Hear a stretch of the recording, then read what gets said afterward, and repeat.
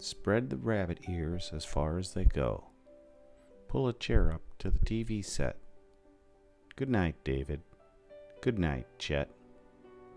My mom used to cut chicken, chop eggs, and spread mayo on the same cutting board with the same knife and no bleach. But we didn't seem to get food poisoning. My mom used to defrost hamburger on the counter, and I used to eat it raw sometimes too. Our school sandwiches were wrapped in a wax paper bag, not in ice pack coolers. But I can't remember getting E. coli. Almost all of us would have rather gone swimming in the lake instead of a pristine pool. Talk about boring. No beach closures then. The term cell phone would have conjured up a phone in a jail cell, and a pager was the school PA system. We all took gym, not PE, and risked permanent injury with a pair of high-topped Keds, only worn in gym. Instead of having cross-training athletic shoes with air-cushioned soles and built-in light reflectors, I can't recall any injuries, but they must have happened, because they tell us how much safer we are now.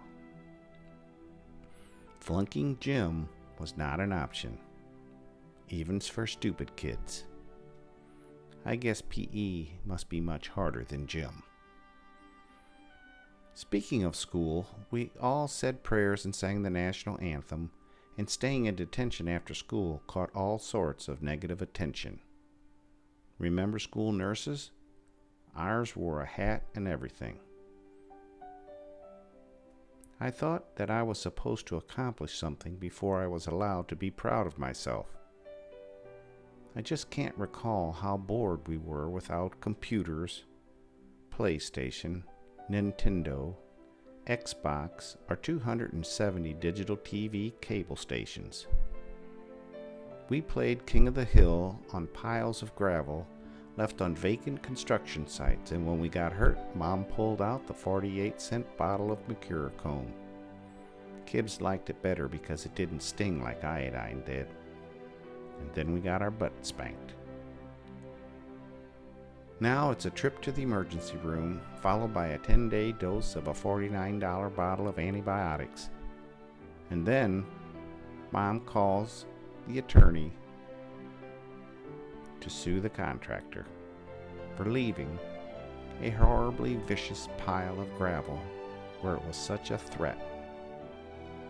We didn't act up at a neighbor's house either, because if we did, we got our butt spanked there, and then we got our butt spanked again when we got home. I recall Donnie Reynolds from next door coming over and doing his tricks on the front stoop just before he fell off. Little did his mom know that she could have owned our house. Instead, she picked him up and swatted him for being such a goof. It was a neighborhood run amok. To top it off, not a single person I knew had ever been told that they were from a dysfunctional family. How could we possibly have known that we needed to get into group therapy and anger management classes? We were obviously so duped by so many societal ills that we didn't even notice that the entire country wasn't taking Prozac. How did we survive? Love to all of us who shared this era, and to all those who didn't, sorry for what you missed. I wouldn't trade it for anything.